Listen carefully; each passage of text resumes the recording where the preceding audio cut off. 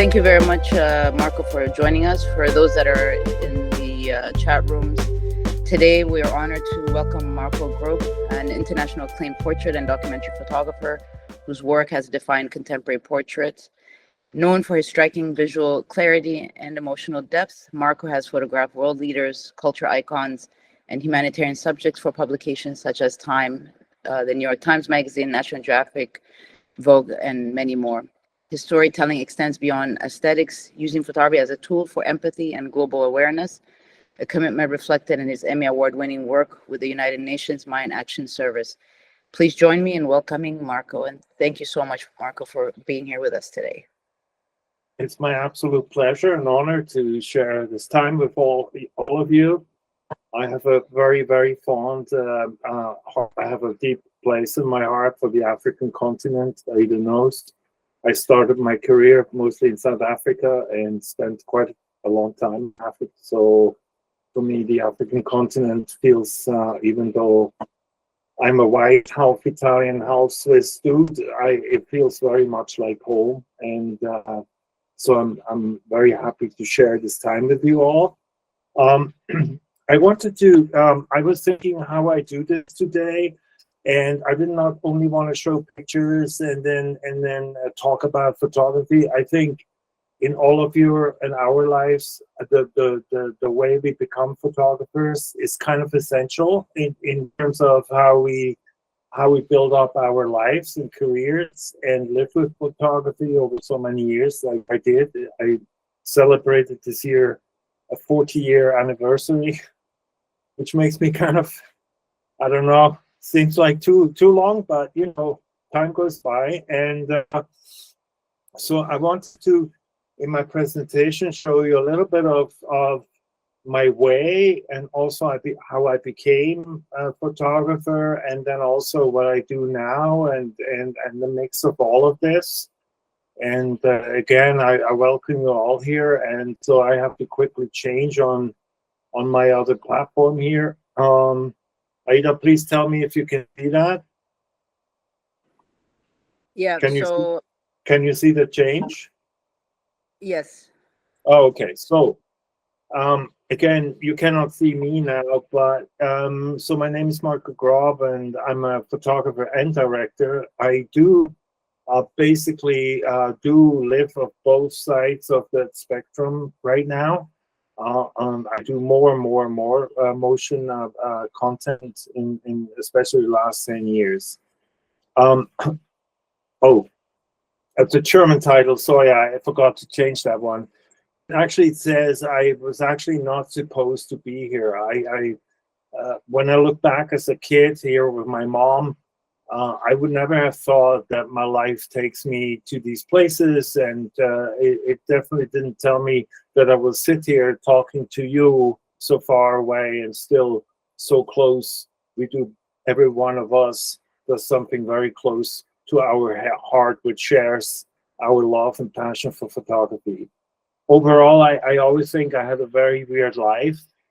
And my first memory I can put my hand on was actually the moon landing on July 20th, 1969. This becomes important towards the end of my presentation, but the moon landing was the first time I saw people do something which was outrageous and dangerous, and I was 4 years old and I was completely fascinated.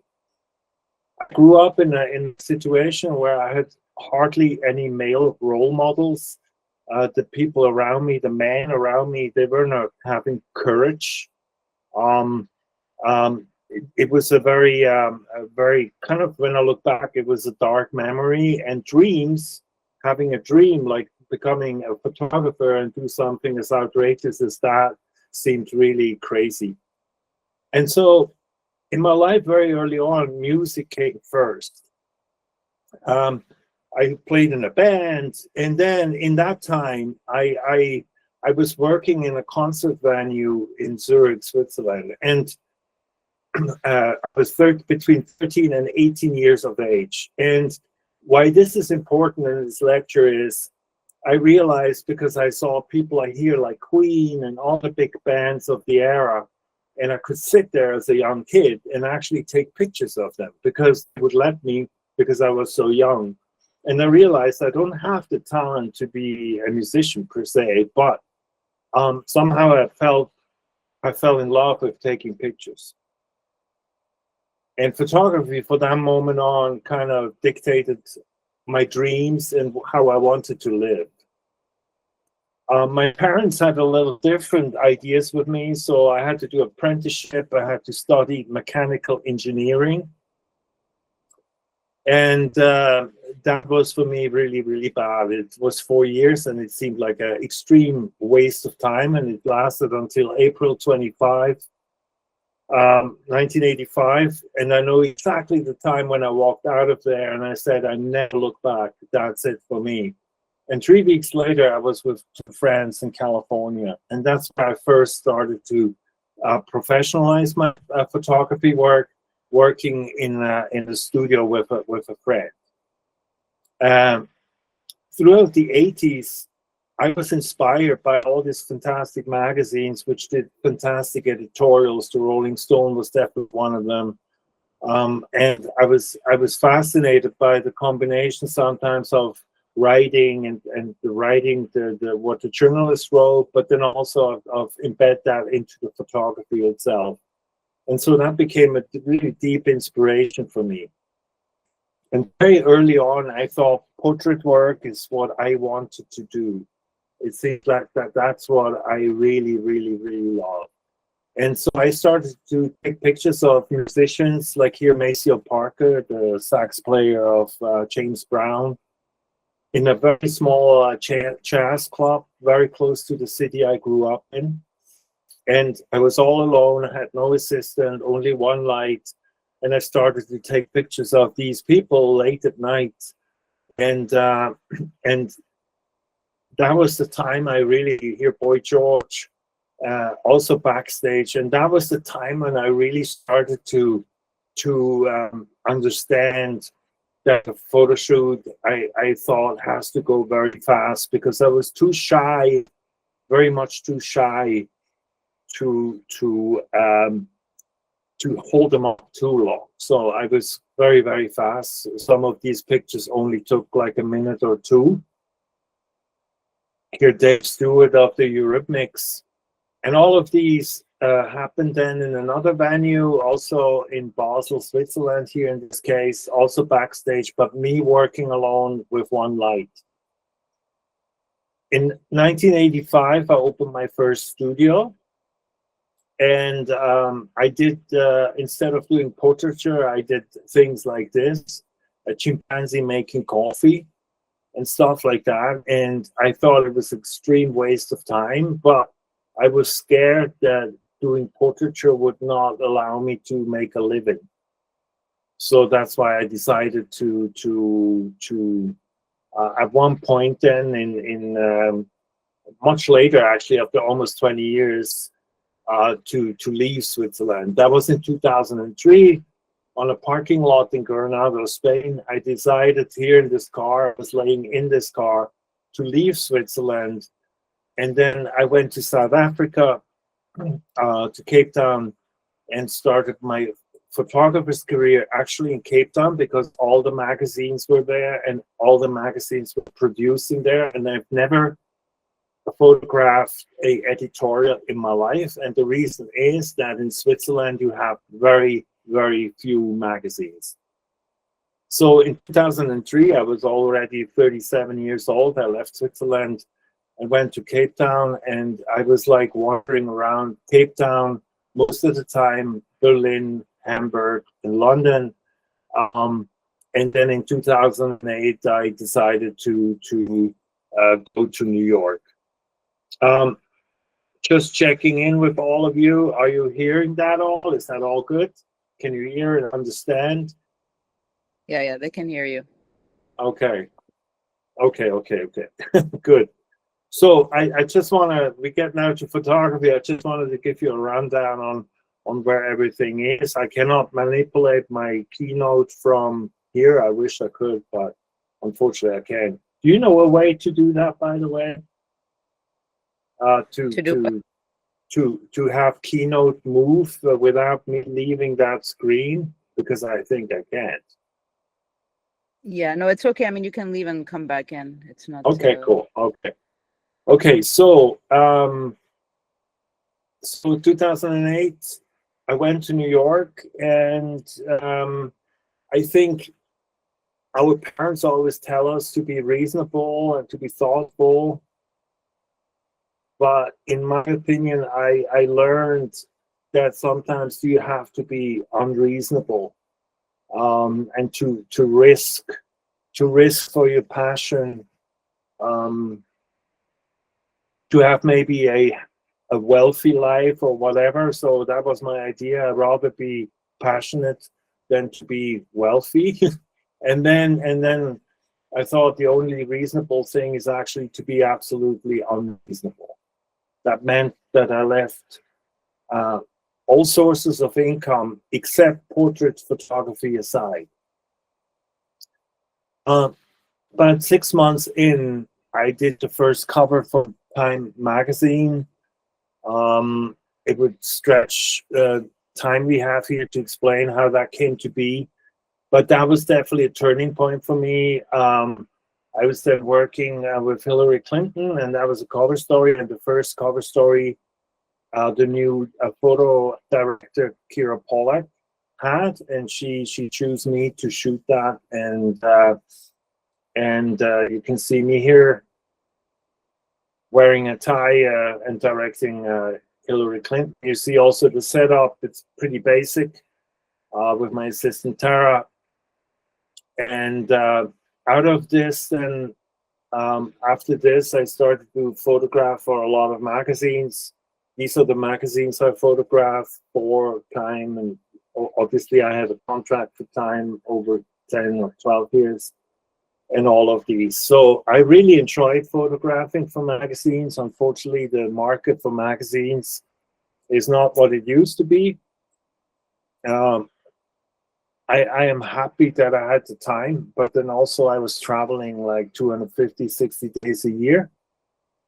That's also when I actually, at the tail end of this, that's when I met Aida as a jury member of World Press Photo.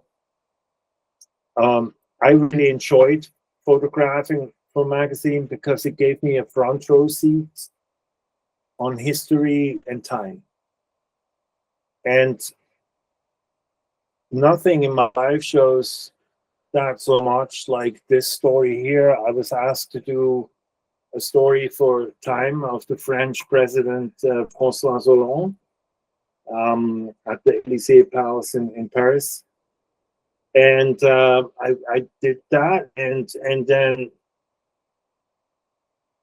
did all I had to do, and then shot them also all over the place. And then in 2 weeks later, actually, I was in Mali, West Africa, obviously, and found myself in a house destroyed by a French laser-guided bomb a couple of years before. Gaddafi had not only houses in Libya, I don't know whether you know that, not many actually do, but he had also houses in Mali, probably as a possibility to escape. And the first thing when the French actually moved into Mali is to put 2 laser-guided bombs in his house. And the only place that directive could have been signed to let this bomb explode in Gaddafi's house was at the table I was kneeling just 2 weeks before.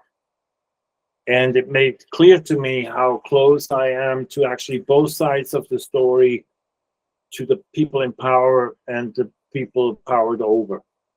I mean, not that I'm a friend of Gaddafi by no means, obviously, but in this case, it's against a dictator, but we all know it's not always like that, or mostly not like this.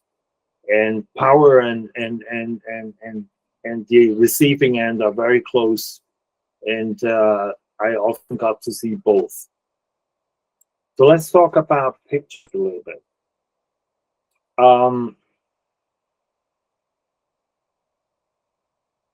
For me, for me, portraits are always different. There's always a different energy in portraiture. It's definitely different whether you photograph George Clooney or Sting or a famous actor, or you photograph the guy in the middle on top, Donald Trump. It's definitely different energy in the room. And I try to kind of always adapt to the energy in the room, if that makes any sense. And it's definitely different whether you have the Dalai Lama in front of you or any of these guys. And then it's different whether you're with kings and queens or people like here.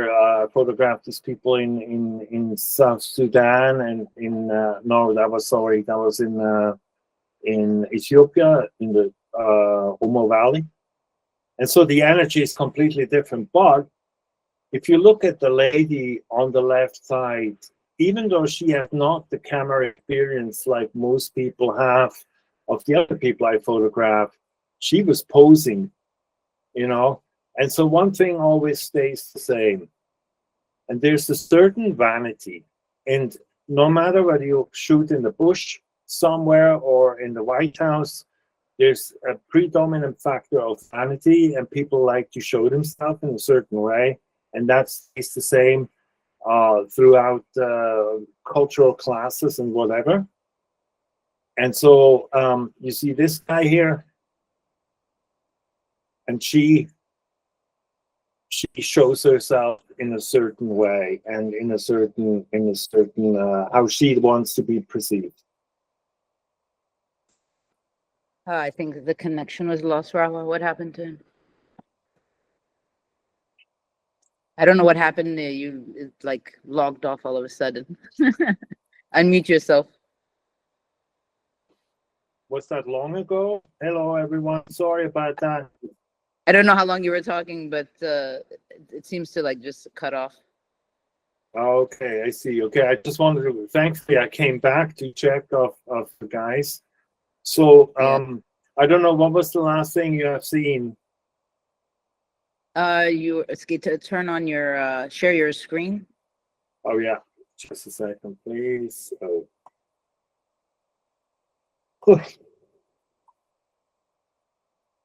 The network has been everywhere. Yeah, okay. And I shared this. It should come in right now. There we go. Yeah. Ah, here we go. He was talking about vanity. Thank you, sir. Thank you, Solo. Yeah, that's good, because that was the last thing I actually talked about. So I just wanted to ask, is there any questions so far? Burning questions on your end? No, they will ask the questions at the end. That's what I put in the yeah. And I also have for you as well, because sometimes they tend to be shy, so I have to initiate the questions that. Oh, okay, I can see that. Okay, don't be shy. Okay, she's tired and I'm tired too, but don't be shy. Okay. Okay, so yeah, so I go on with this then. I have to do this and this. Give me a verbal sign once in a while that I'm still on, okay? Yes, you're on. Okay. So I give you now some case studies how I work with light. So this is the actor George Clooney, and you saw I photographed him in front of just a softbox, one single softbox, and the light from the side. But then often I do a lot of handheld lighting, like this, for example, where when they move, our light moves with them. And I also try to incorporate a lot of special lighting, like this, lighting even from below. So there's no rule which cannot be broken. Are you still there? Yes, hello? We're all here. Okay, I'm just panicking now. Okay, good. So don't worry, it's pretty easy going. So we always have network issues on this side as well. So okay. Well, I have time. So another thing is Leonardo DiCaprio. You can see here pretty conventional lighting. That was for a watch commercial, and then I did handheld again with 2 handheld lights and the fill light. I always try to have a perspective I haven't seen of people and shoot them in a way I have not seen before. And here I photographed them through an ashtray, a glass ashtray. I brought with me, and I use that ashtray once in a while to shoot through to have these volumetric effects. When I work, I'm extremely concentrated. It has to go fairly fast in my line of work. Here you see Robert De Niro and Al Pacino together. And you see again on the left side, you see Dustin, my first assistant, holding the light. Again here, handheld lighting is very fast, and you can always adapt and change in the shoot. And that is the final result. And having Robert De Niro and Al Pacino in front of the camera on one day is definitely a good day at the office, for me at least. And here I bring something to you, which also is fun, but it also shows that you have not long time. It's a shoot I did with Lady Gaga in England. And I brought this to you. So, oh, I have to quickly...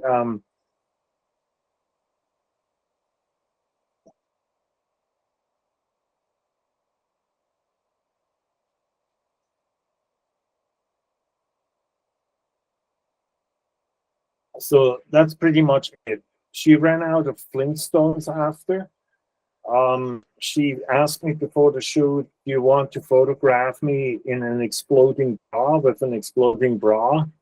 And you see that we did the flames. It's only one light, by the way, only one light. And you can see the flames are not post-production.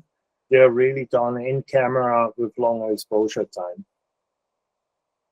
And that was then sold many times. Still there? We all here. Good. Okay, just checking. So, again, like I always said, like, you know, you need to have a strategy when you work with people of power, for example. And one strategy I definitely have is being fast, and then also I'm not talking so much to these people. I don't need to be friends with these people. They are always very friendly to me because they want something out of it. They want to look good. And in this case, it's about this man. Can you hear the sound? No, we can't hear the sound, but explain to us. Okay. So I subtitled it. So you heard I was taking pictures, and then I knew I moved in like centimeter by centimeter, and I knew he's gonna react on it. I knew he's not liking me to get closer. And then I knew I have to push in a bit further to have a certain reaction. And then he reacted on it, and I took the shot. I work more than saying with things. I do it with how I react on people and the way I move towards people and with people. And it's not so much about actually communication. It's more about having an instinct when to do that and how not to do it and how to do it or try to do it, because it not always works out. In all rule, I always recommend to keep it simple. Here the actor Jeff Bridges, and it's only one light. Again, I like to work with one light and to keep it simple, and especially when you have a good subject like this gentleman, it's don't need more than one light, and just keep it very simple. Here Johnny Depp, also one light, all one light examples. I often I live off good collaborations. Here I have a collaboration with the actor Bill Murray, and we went to the Wednesday afternoon into the Museum of Modern Art in New York, and I knew, you see that picture there? I knew there's the moon sky, night sky of Vincent van Gogh. I knew that picture is there. And I Googled the exact colors of it and gave the stylist the exact colors. And she showed up with a suit, exactly the color of the painting. And so we did these pictures together, and you can see how close Bill Murray stands in front of one of the most expensive pictures probably in existence. And so I often work like this. I pick out something and then I see, oh, that would work with the colors, and then I just let it rip. But is only one light actually handheld in the museum. Here also him like living in the Museum of Modern Art, brushing his teeth. You can see here he wears colors you find in the interior of that's the architecture part of the Museum of Modern Art, and so that it gives a nice blend that I don't have to do too much in post-production. It's all there already in frame. All good? Still there?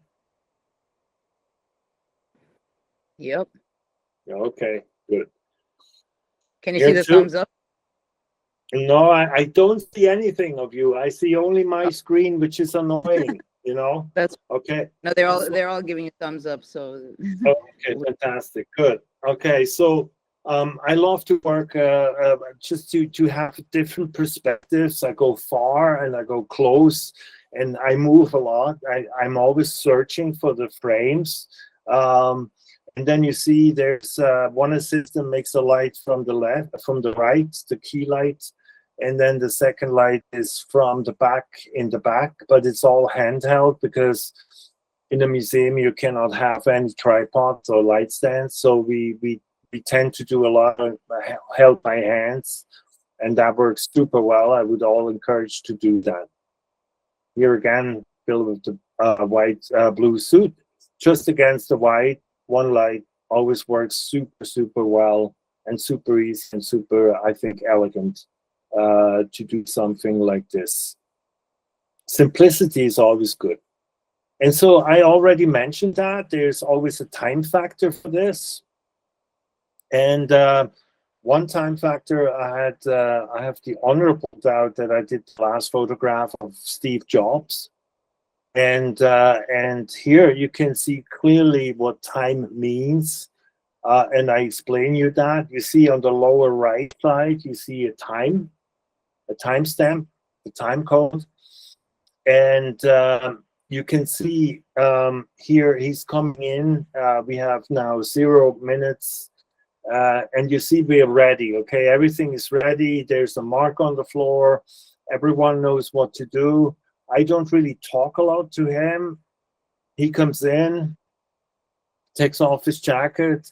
I'm just observing him. And I just had the feeling that he wants to get this over with. So we had actually assigned 30 minutes for that shoot. So look what happens now, okay? We have 39, 40, 41, 42 seconds after he came through the door is the first shot. And I show you after, this was the cover. This actually was the cover. And I show you why. The energy level of his was very, very degrading very quickly. And we did actually 2 lighting situations on the gray, and now we moved on the white background for a couple. And you see the clock is now 3 minutes and 36 seconds. And now you see in his body language, his energy is out. He's done with me. And believe it or not, we went for lunch after, but he just didn't want to be photographed. That's just often the way it is. And I want to show you now the files. This is the first file, unretouched, out of the camera.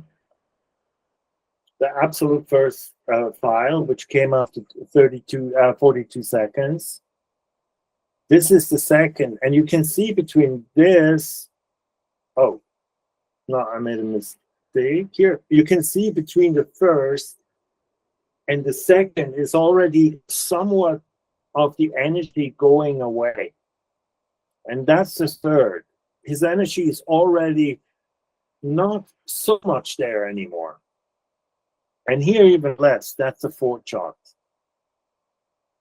And that's why the first shot of this, after 42 seconds, him as even showing up at the door, is the cover.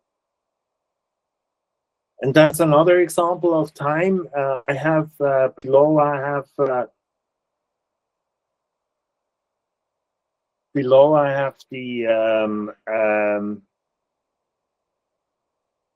thankfully I have a narration. So this is with last president. He shows up and he's very nice to me. I photographed him at this point many times. And look what he says to me.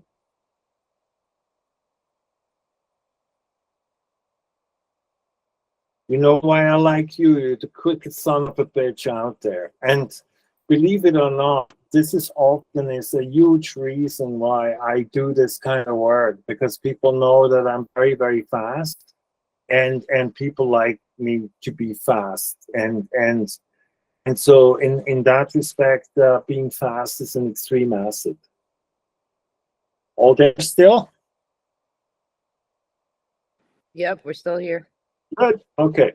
So I brought you. Oh, that's tricky. I think I go over this because you cannot hear what he says. That's stupid. It's a shame you cannot hear. Any things in the movies, because they're sometimes very interesting.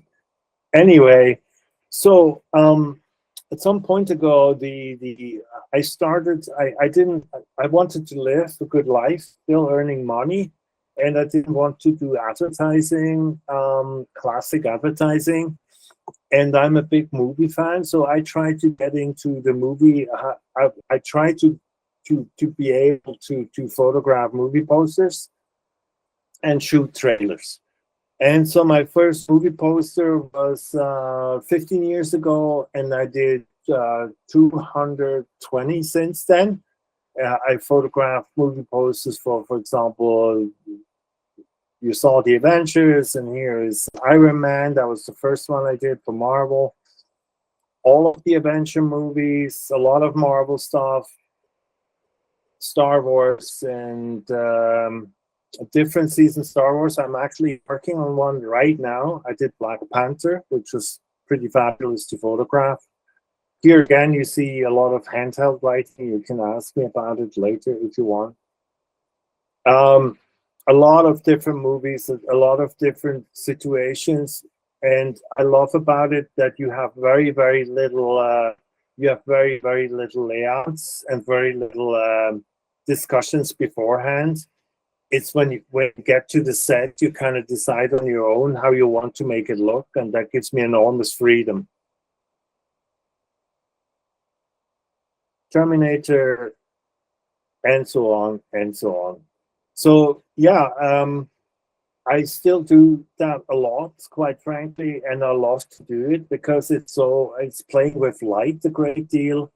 It's sometimes you're in the mid-ages, and sometimes you're in a spaceship, and sometimes you're in wherever. It takes you all around, and it's really fun to work. And it's also a really good place to make really good lighting and work with lighting in a way you wouldn't be able in normal advertising. A lot of these lightings I actually did in Editorial as well. So don't shy away to use alternative lighting, even when you have an assignment, because you have to get something out of it in the end. Again, here it's sometimes from medieval to cars and so on.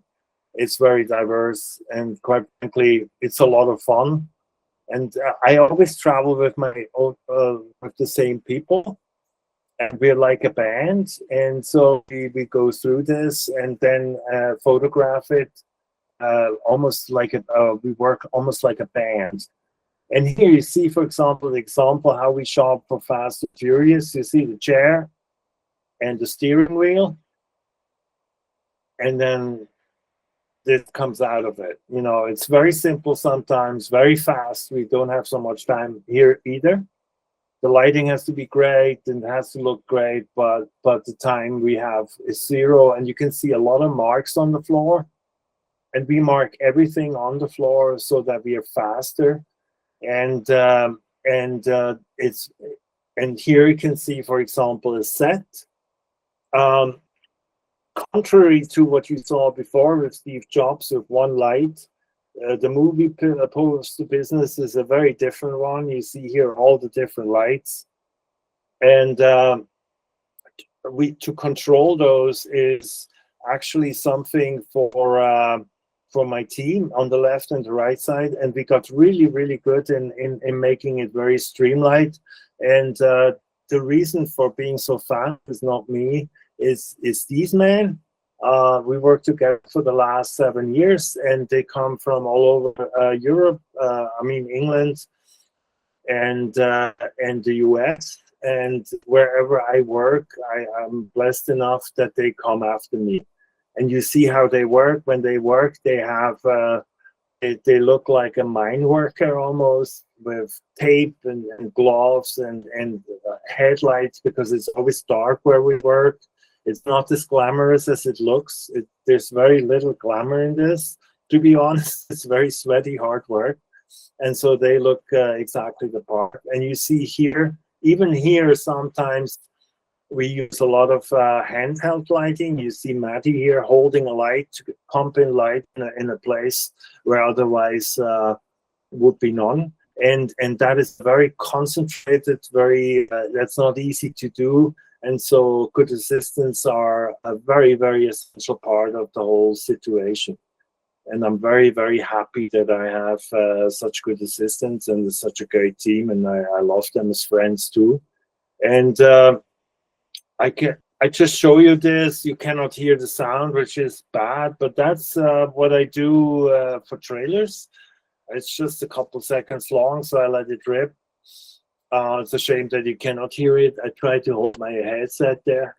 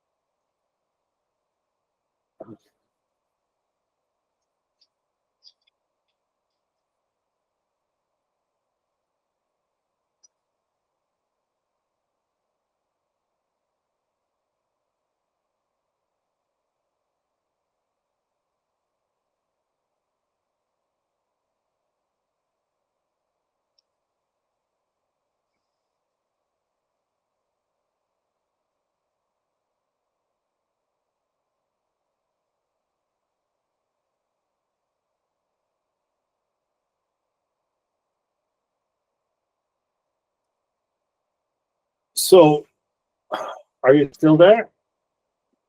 Yeah, we're here.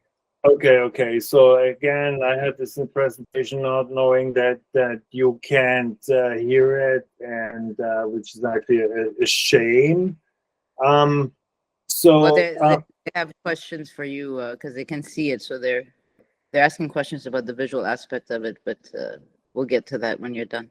Okay, sure. We have time to discuss everything to the end. And so I'm often getting asked what what fame means, because I meet a lot of people undoubtedly famous, whatever that means. For me, it's weird because I treat everyone the same, I think, the kings and everyone I meet on the street. My mother raised me to treat everyone the same. It's very important to me. And fame for me is weird because I played air guitar with my favorite guitar player in the world. And I had a piano lessons by my favorite actor, and Stephen Hawking, the best scientist probably in my lifetime, drove my foot with his wheelchair. So fame in a wheel. Oh yeah, and I had a boxing match with Mike Tyson. And so fame is really kind of not important to me anymore. It totally fell off, and that's very, very liberating for a portrait photographer, I think. I think when you can carry a camera, and someone who carries a camera will ultimately also carry a responsibility. And I stumbled across a subject I really care about, and that's landmines. Unfortunately, obviously, in the African continent, still, in some places at least, heavily mined, and so it is in many other places in the world. And I started for the United Nations Mine Action Service to photograph in these places and film in these places subjects to inform the West, who gives the money for demining mainly. It's mostly Japan, Denmark, and Switzerland who pay a lot of money for the demining efforts of en masse. And so they, in order that they don't forget that the subject exists, I do pictures and a lot of talks actually too. And so I traveled then way away from my usual work in fame and glory and nice hotels, in situations which I always say it's actually one of the privileges of my life, that I was able to see it, how the world functions and how the world reacts in zones of crisis and war zones. And there I try to just inform people about the many different aspects mines and demining has in the life of many people around the world. These pictures here were shot in Mali, West Africa. Sometimes it's the backstory. He lost three. He's a teacher. He lost 3 of his children at this spot where he was standing because they found an explosive and played with it. A lot of boys do, and then they were killed, and that's their cousin on their gravesite. Here in Cambodia, no, that was in Sudan. Sorry, and also there, same problem. Sometimes a lot of places on mine we could not even imagine, like wells and shadow of trees. And I hope everyone here who listens to me has not had not to endure that in their life somewhere in where they grown up or lived. I would be wondering to know after when, if. And so that is my work, and I obviously don't get money for that. For me, it's just important. And here, that's in Afghanistan, this woman lost 2 legs.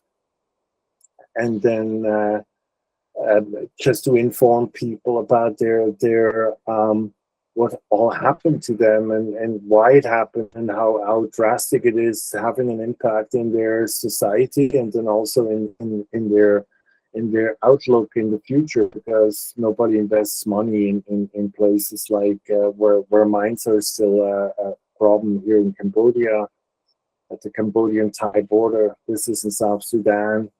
The Mundari tribe, their cows are very endangered actually by landmines too.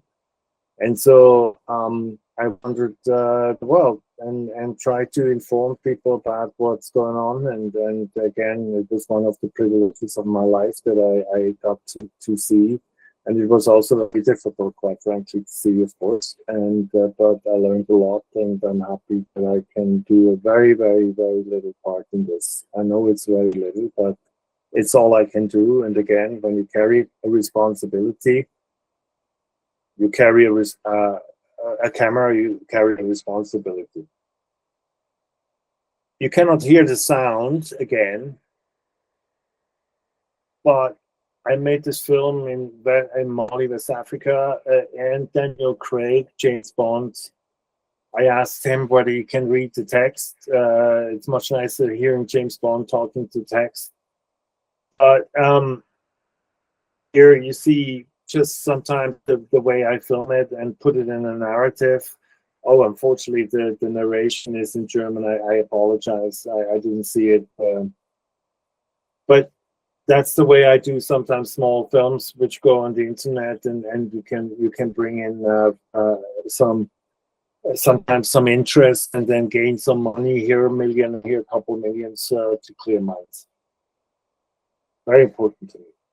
Now, portrait work, I said before, is my love and is what I do. It's a very, very weird work because I'm so concentrated that I saw that this week. Actually, I worked for like on one subject for like 2 minutes, and after I was completely tired. Here with Idris and Matt McConaughey, but it doesn't matter. It's just very, very concentrated work. And often after, I feel like, what the hell happened here? I'm drained and I'm tired, and I always feel, oh, I should have done that, and I should have done that. I don't know how many of you out there have the same feeling, but trust me, I share. It's the same, and it will probably stay the same all the time. You're never fast enough. You're never good enough to be completely happy with a portrait. At least I am not. And there's a lot of planning which goes in it. I don't want to know the people per se. Just asking, are you still there? Yes, we're all here. Good. Okay. There's a lot of planning which goes in it. I don't want to talk to the people and have a lot of information about the people. And when I think of how I want to do it, I don't want to look at references, especially not photography. I think it's a huge mistake to go on Instagram and look at other photographers before you go to work. Don't look at references.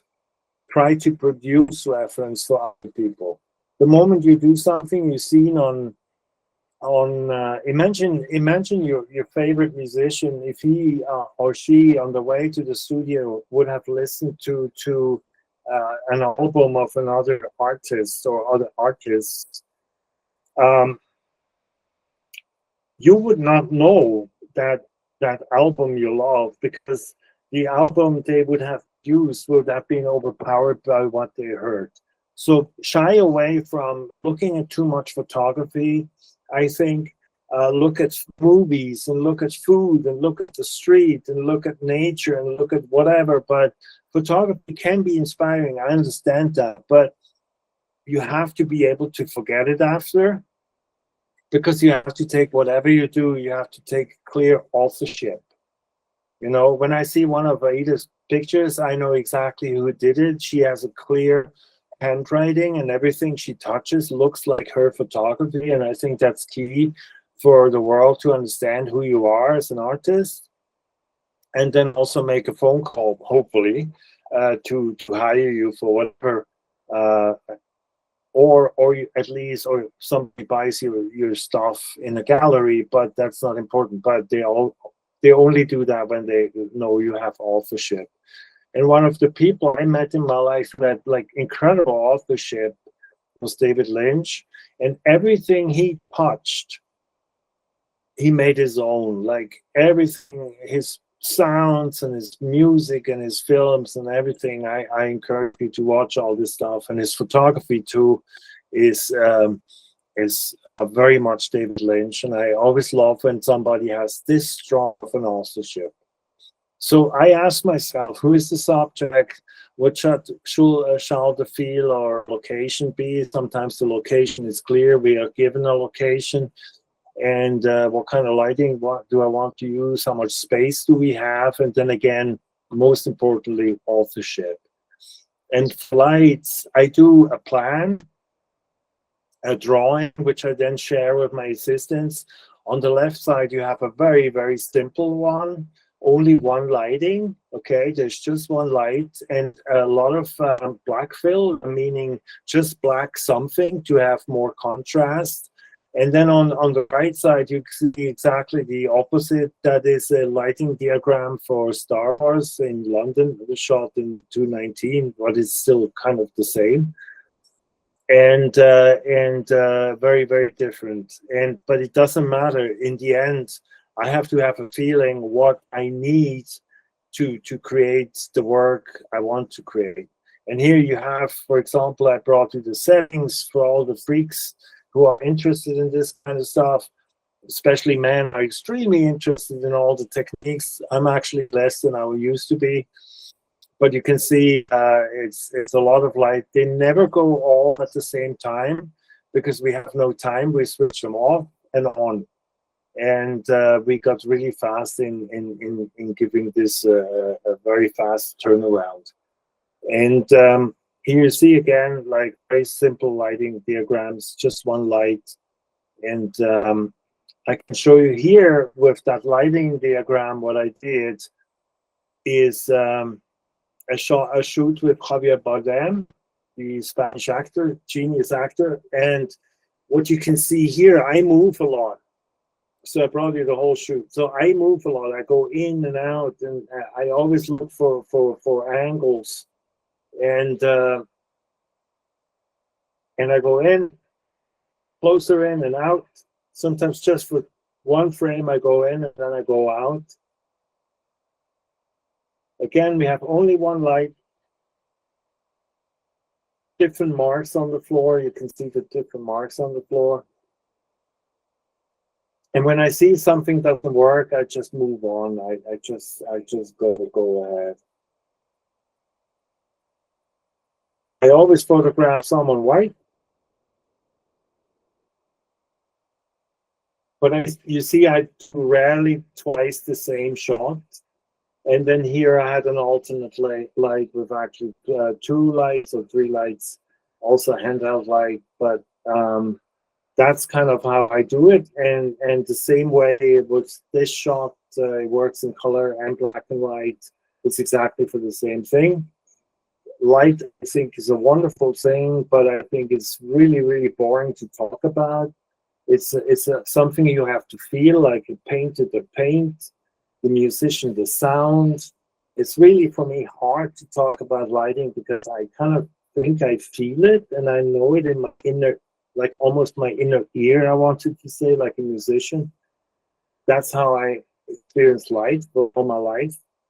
But for me, much more important than light is actually body language and nonverbal communication, and to look at people, to feel them when they walk in, to kind of understand who they are as how they feel in the moment that you take the photograph, and that's for me way, way, way more important. And as I said before, one light for me is totally preferred over having a lot of light.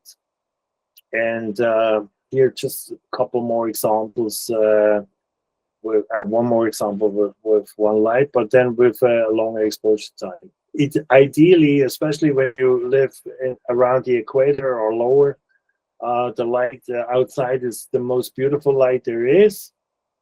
Here, I even use flash because we had a very bad time of the day. On the other side was something really ugly, so I had to photograph it this way.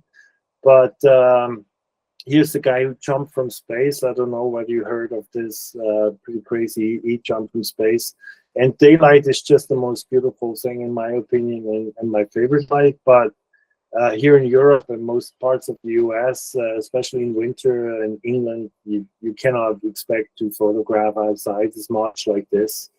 And shooting outdoors is, for me, the most beautiful And studio is a different energy, like here, with Dame Jane Goodall, who unfortunately passed away like 3 weeks ago, I believe, or 4. Very, very nice lady. I photographed her twice. And here you can see we built in the studio this little stupid jungle with flowers you would never find somewhere in Rwanda or anywhere where you find gorillas, where she stayed, but close enough. And so I think the studio is a beautiful thing to kind of explore and make it your own and kind of do your own picture. The studio is a very wonderful place for that. And finally, I just want to show you some pictures which I think is important. Important for me, it's important to have a big emotional range. This is the comedian Jerry Lewis. He passed away a couple of years back, but he was a big hero in my youth. But for me, I'm always looking for great emotional depth and changes in their expression, pretty extreme. Here, of course, you have the comedian, but comedians are actually the saddest people I met in my life. They're comedians for a reason. And I want to show always both sides of their existence. And so I'm always looking for very expressive ways to show all the traits and character. And I encourage you to do that too. It's not only one face, it's sometimes good to get an emotional range.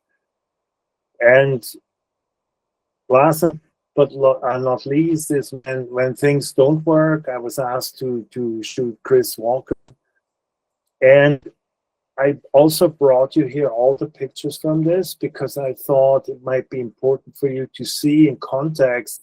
Some of it works and some of it doesn't. So I started to work with him like with this kind of lighting, and that worked pretty good.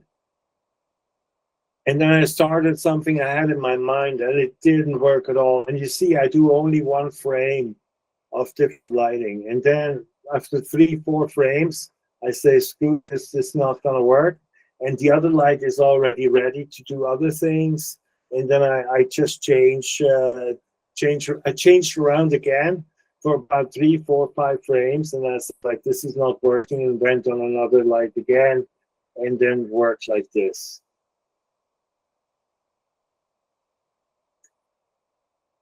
Okay, Beautiful. and I think that sums it up. You know, I'd much rather kind of explain to you just a second, have a conversation with you guys. What, you know, if there's questions and what is on your mind, and that's for me kind of more important. So can you turn off your presentation so that you can see them? So Nasreen, you want to go your question? Just a second. I just have to be very careful to not. Okay. Yes, I was asking you what kind of light, but through the presentation, I saw that Marco uses a different kind of light. I can almost not hear you. There's so much noise behind you. I'm yes, sorry. I am not in a where I am. It's very noisy. Yeah. What was your question then, please? What kind of light do you use? Is So, it flash or continuous? yeah, that's a very good question. Thank you for that, Nasreen. So the thing is, I don't like flashlight.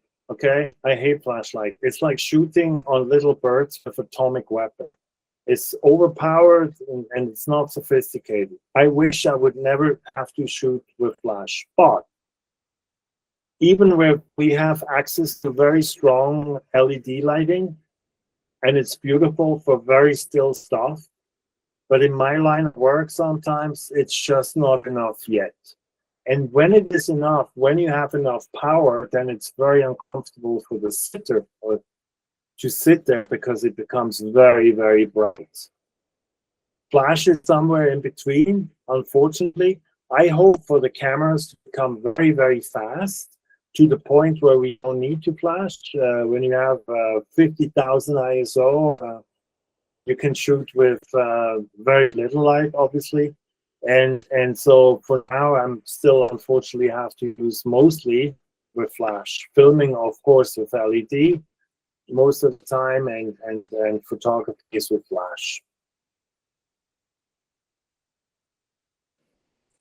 Thank you, Marco. Kaya, you want to ask your question?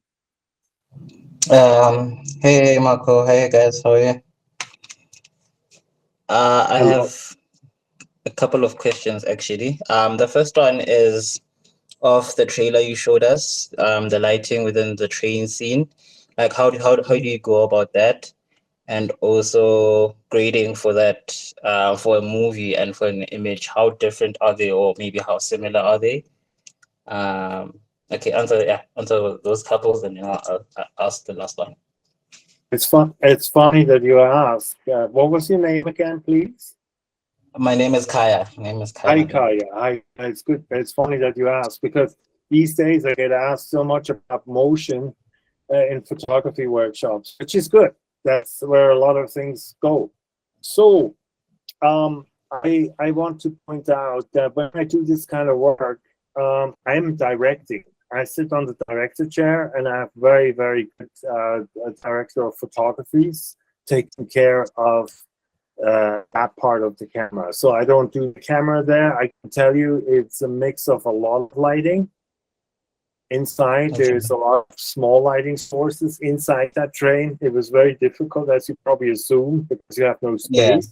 That I remember. It was shot in Prague or in Budapest. And that's one thing. The grading whatsoever, I give it a certain look, I feel, for it. And sometimes when you do a trailer, it has to be somewhere within the family of what the film itself looks, if that makes any sense. You know what I mean? It's for the film, and so a lot of time the grading is picking up on actually the film itself. Okay. My very last question is on, I'm trying to look for it. Is it possible to see some of your work that you've done in magazines in Cape Town? Are you from Cape Town? I'm from South Africa, but I'm in Joburg. Yeah, I can hear that. Look, I worked for GQ South Africa for a lot of magazines, actually, built on and a lot of different publications, but also for a lot of Western publications for England, in English publications, for German publications down at the Cape. I was in Cape Town for 2.5 years and started my career there. I'm not sure whether you find anything in a public place. I don't think you do. Okay. Yeah. I think you. I know that the government took something. I shot in Landadno in the township, and had it in the parliament for a while, but I don't know whether it's still there. Oh, okay. Oh, thank you so much, Marco. You're so welcome, Kay. Okay, I'm gonna go through those that have put the questions in the text message, and then I'll go to those that have raised their hands. So Doug Maritz, you want to ask your question?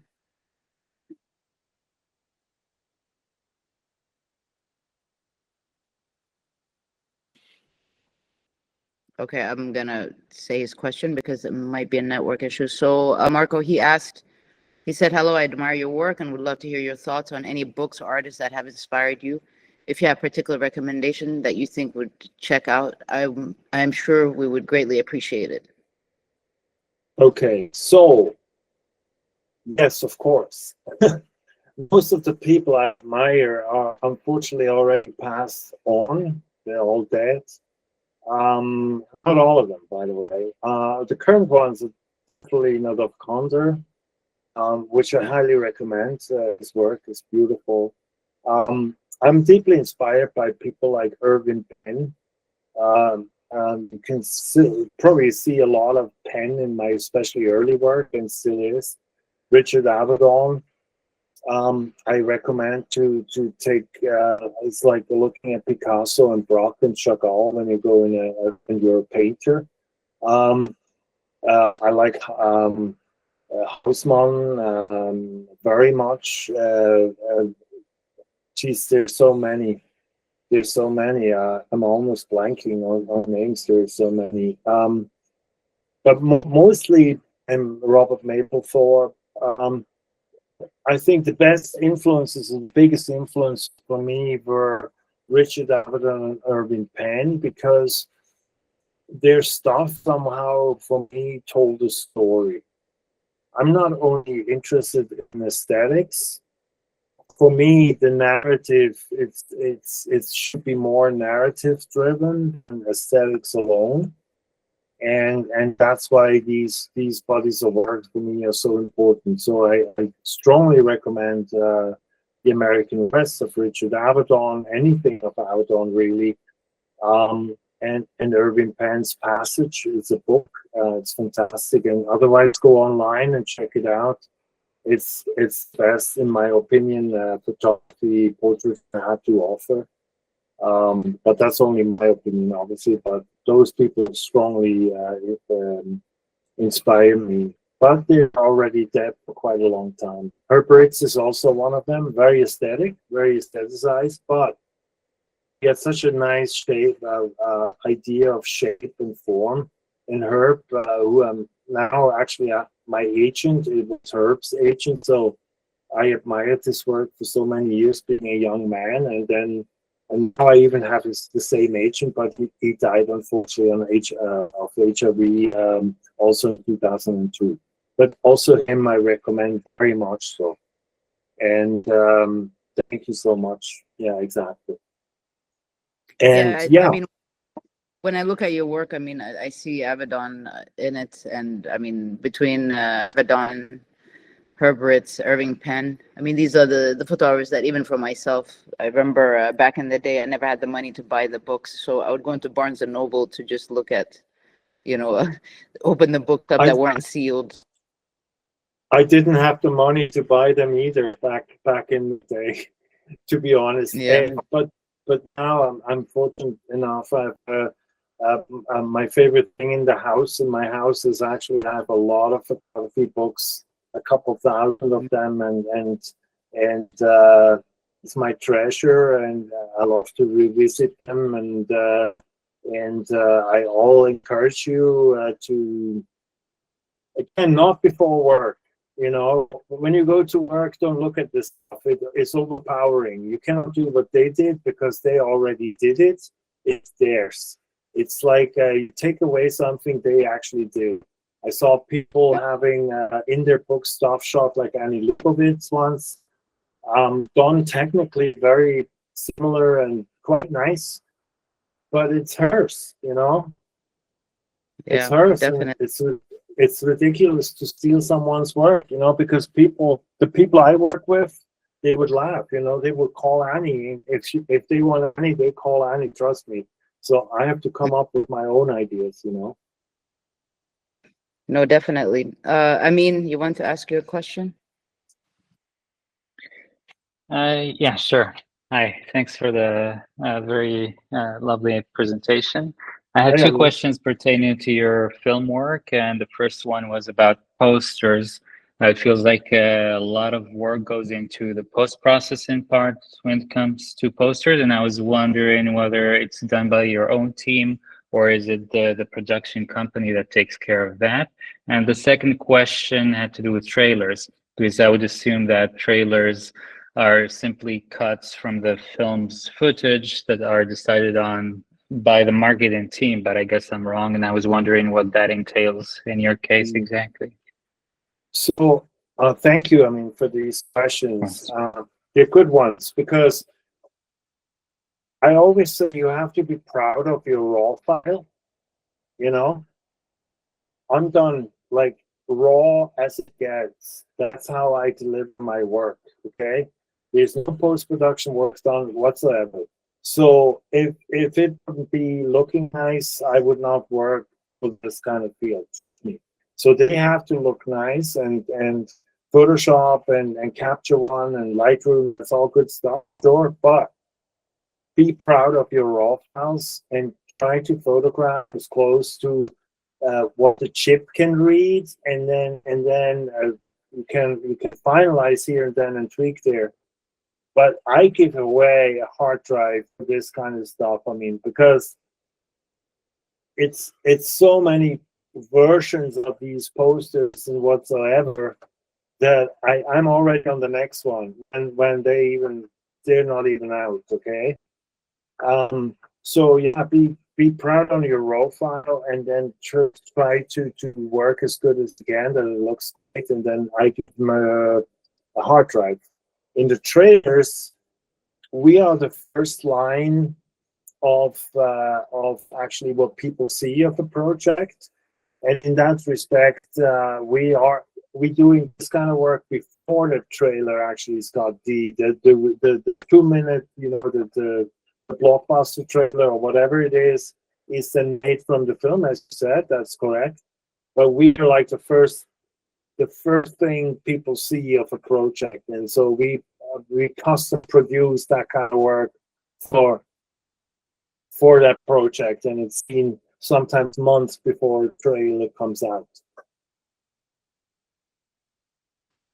Okay, it's a trailer, but it's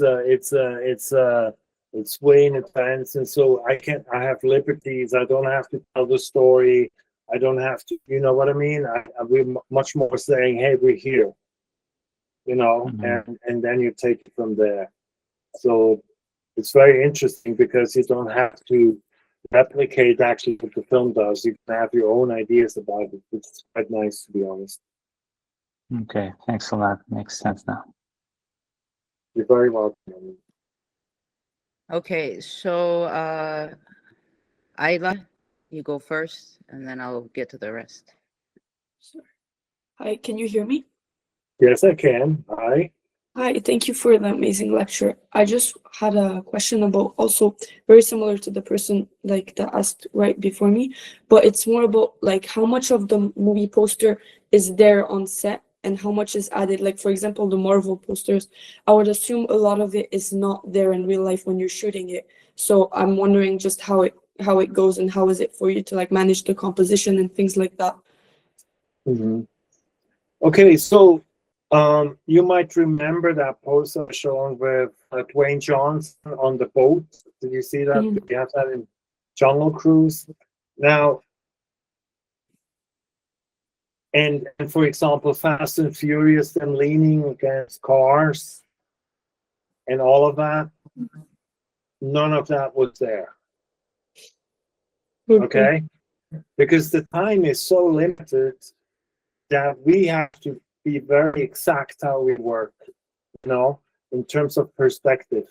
And when you do post-production and anything with effects, that's true for photography and motion especially, you have to be extremely mindful and accurate the way you work. How high did I shoot it? What kind of lens did I use? And we keep book of all of that. We shot the Fast and Furious with them leaning against wooden boxes, and then they made the motorcycle behind it. We shot the motorcycle, and we shot the boat, and we shot all this stuff, and it was combined. But for a shoot like that, sometimes we have Fast and Furious with especially one actor, I don't want to mention who, we had 7 minutes for all of it. So we don't have the time to put them on a motorcycle and all of that. So we do that in steps often, and we kind of do that in a very precise way, if that makes any sense. Okay, thank you so much. You're very welcome. Okay, next person, Insiken Basi. I'm probably not saying it correct. Yeah, So hi everyone. Hi, can you say can you pronounce it for us, please? Yeah, Insi Kanabasi. Thank you. Hi Hey, Marco. hi, man. Go ahead. Hi. Yeah, I'm a huge fan. I joined the call a bit late, but I caught the part where you talked about being unreasonable and taking risk. And that really spoke to me because I'm at a point in my life where I need to like take bold risks to propel my creative career forward. So I want to ask, could you share a bit more about what that looked like for you and how you learn to trust your decisions? That's a hard one, my friend. It's, I appreciate you asking this because that's something which doesn't stop. It is always going on for the rest of your life and your career. You have to Yeah, take creative risks and you have to make your. For me, is this. When I did all of that stuff I did before, I showed that very briefly. I had an okay income. I lived in Switzerland by then, in a very rich country, obviously. But I had an okay income, not great, but also not I could live. Okay, it was not great, but I knew when I would go on this and do only portraiture in the beginning, I would struggle very, very badly. Okay. And I mean, really badly. I mean, I started my life, as I said before, in South Africa, literally at the Cape of Good Hope. And that's all I had, Good Hope, because I definitely had no money in that beginning. And somehow it worked. You just have to try, man. You have to find your niche, and then when you trust yourself in that niche, you have to go and really kind of try to make it work. And there's like a roadmap for a certain success. So when you do something, you have to understand there's a logic to the game, that when you have it here, you can bring it to that person, and maybe that guy brings it to another person, a person or this woman, and so on. So you have to kind of make like a roadmap and just try to do it, man. I cannot emphasize how important it is to try to bring on that game you really believe in. And then the consequences might be that, it can be very hairy to financially survive for a time. It definitely was for me. I mean, I was in a situation, though, I must say, I could always come back to Switzerland, which is fairly rich. It doesn't mean that I would have been given money or whatever, but I would have given some, benefits to keep me alive for sure. That's not true in all the countries. I know that very well, but I didn't want that.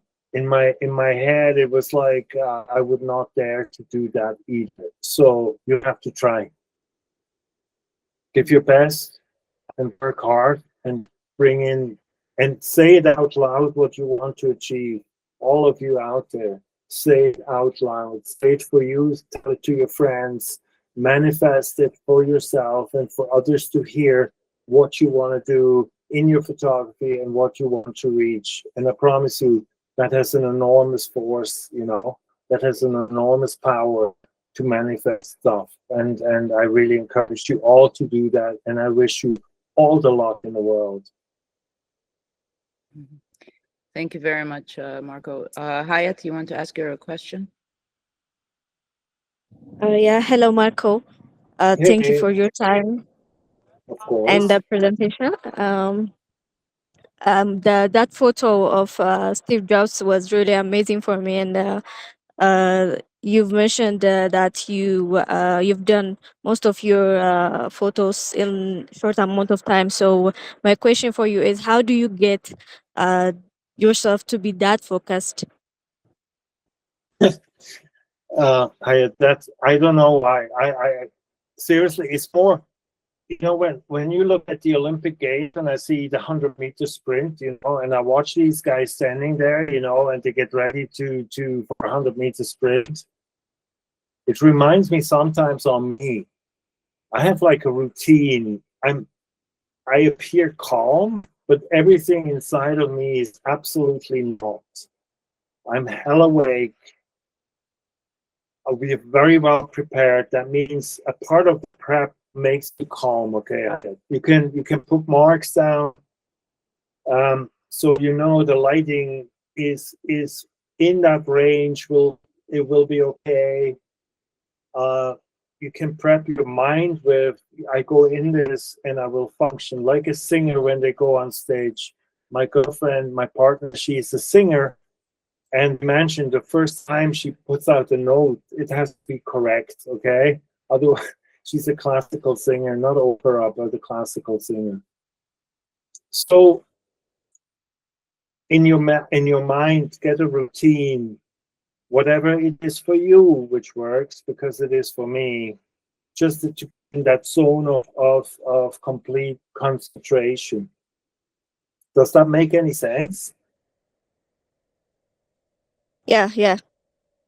And be very well prepared, and allow yourself, to it.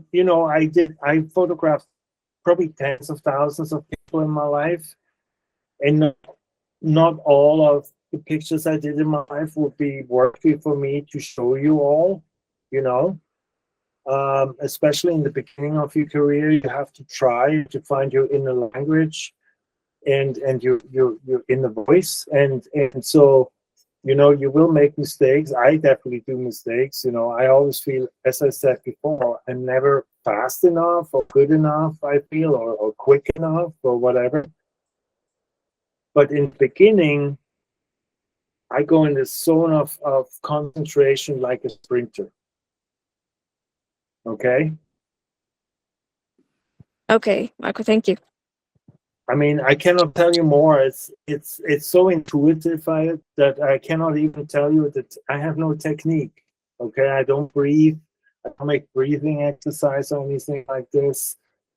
I just tell myself, you got this. I did this for many years, and I will do it again and again and again, and you will too. Okay?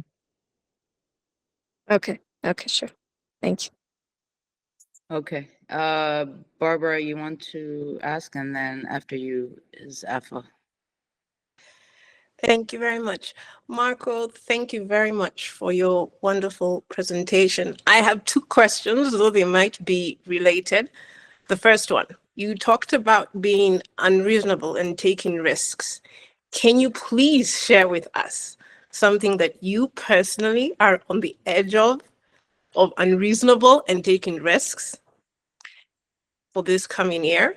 And the second thing is that you have a fantastic hybrid work with your music videos, your documentary work, the work that you wrote and directed.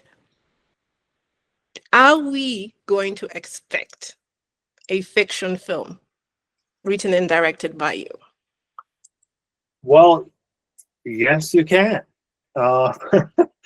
Aida knows. You're a mind reader, my dear. So I'm actually, after working for Hollywood all these years, I answer this question first. I worked on so many films. I've never seen, by the way, to all of you, I never watched an adventure movie. I did all the posters for the Avengers.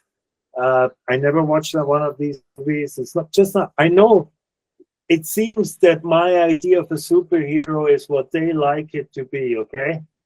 I don't need to see them. I just need to have in my head. That's how a superhero looks, okay, first of all. But in all of that time, I said to myself, I want to write a script and I want to shoot that on my own. And I don't want to have any foreign money in it. I don't want to have anyone.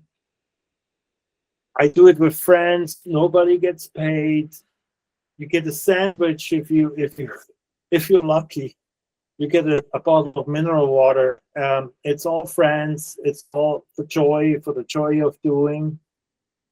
There's something fabulous about the joy of doing. It will never stop to be joyous to do something with a group of friends, to believe in something.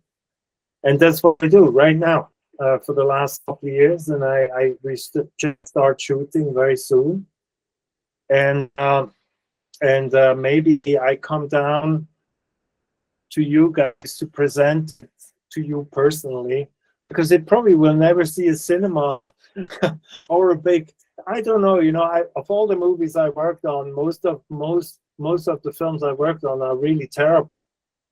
So if it is terrible, the movie I do, I at least don't blow $50 million, you know. So, you know, maybe it's good. I don't know. It should be. I work hard and it is good, obviously, but we'll see. So that's what I do. Okay. The other question was the risk taking. I think there's always there's a risk. I admiring, and that's why I showed the astronauts in the beginning. I admire people who take risks, men and women. I admire people who do things, and sometimes it's a mother with 5 children, you know, who raises them to be good human beings.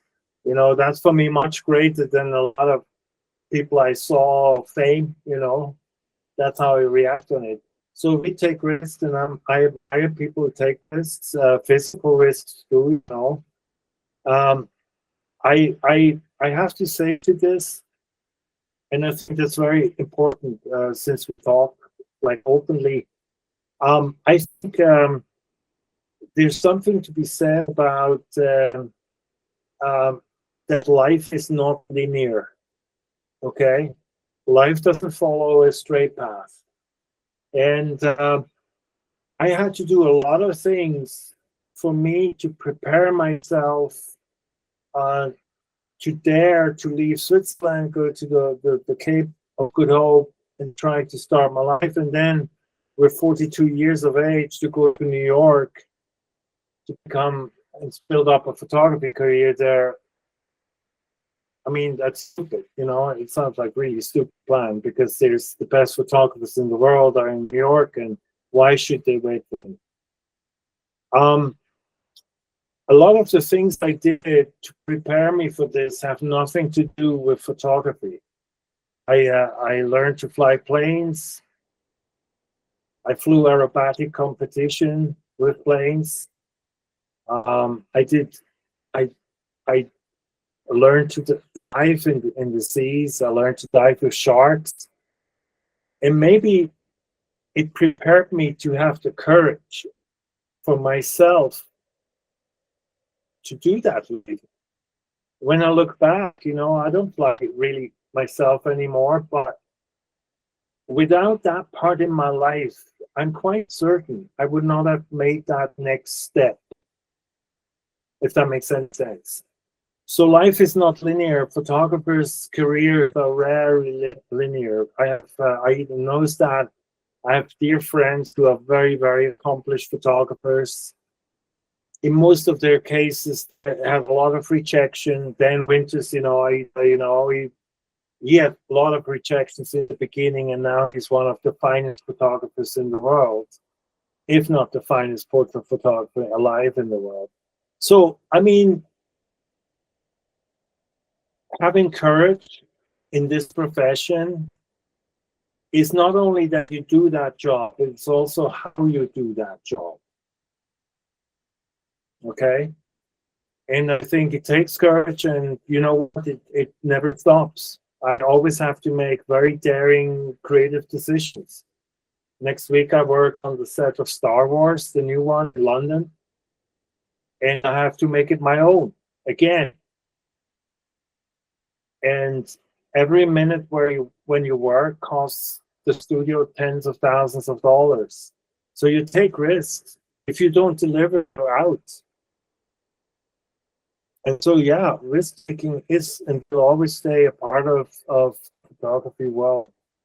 And how you prepare yourself for this can be very individually different. Does that answer your question, my dear? Yes, thank you very much. You're very So welcome. we're looking forward to the film then. Yeah, I mean, I don't know whether you should, but I definitely give my best to keep you all well entertained. It would be lovely to show it there. Okay, thank you. So Afa, you have your question? Yeah, I had like 3 or 4 questions, and I think it just answered one of the most important ones just now. Basically, I was thinking how you managed to prepare yourself for all of this, because just looking at your work and what you've been able to do is overwhelming. Like I can't, I don't know how you, I don't know how you managed to be able to do it for so long, consistently putting out really incredible work. Benson, Yeah. I don't know that either. I have no idea. It just Yeah. happened. I was very lucky. Oh my God, I was so yeah, it was really overwhelming. So I think the one of the questions that I still had left is basically how, because you've done portraiture in different you know, I don't know if I should say sectors or genres or styles. Like you've done it in your documentary work, you've done it in fashion, done it in just portraiture work. And my question would be, what is the common denominator for you in creating you know, the consistent denominator in making work that you are proud of, the work that you appreciate, whether you're going out to do the work you did in Sudan, or you're photographing Donald Trump, or you're photographing a movie poster. Like, what is the common denominator that you think you constantly carry with you to any of these places to create the work that you create? Well, Benson, that is indeed a very valid question after 40 years, you know. You have to stay in love with what you do, you know. You have to, it's like a relationship. Are you still there? I think the Yes. Oh, okay, Yeah. good, because I think Yeah. everything freezes here once in a while. So I think it's almost like a love relationship. You have to keep it alive, you know. Yeah. That's not easy, you know, after 40 years, you know, to not just live next to each other, but to have that love and adoration you had in the beginning. Yeah. I try to surprise myself. Mm-hmm. You know, I think you have Yeah. to surprise yourself once in a while, you know, and that gets harder and harder with the years, you know. In the beginning, you do great photo and it's going to end up on your website, Yeah. you know, because it's a great shot. So you put it on the website right away. After like 20 years, you do, your agent asks you, oh, you shot all of this stuff, it has to go on your website. You forgot that you shot it. You know what I mean? So it's much harder for you to have to be impressed with yourself over the years. And that's why this is such a valid question. I think the only way for me to do it is, I love to shoot with film these days, for me, for myself. I love to do 8 by 10 inch portraiture. It's a lot of work, but it always turns out really nice. I love to experiment with lights still. Movie posters is a fantastic place to learn a lot about lighting. But I learn a lot of the things in like a lab with myself, trying things. And sometimes it doesn't work, but sometimes it does work, and then it's fantastic. It can be really fantastic to throw something up really new. I tend to do that in my editorial work over the years. I always made a safe bet, and then you saw that maybe with George Clooney, something which is quite normal, but then you photograph someone lit from below. And that picture then turned out to be much more successful. And that's where I'm right now. You know, I try to surprise myself, but it's getting harder. You know, I don't want to lie. It's not getting easier.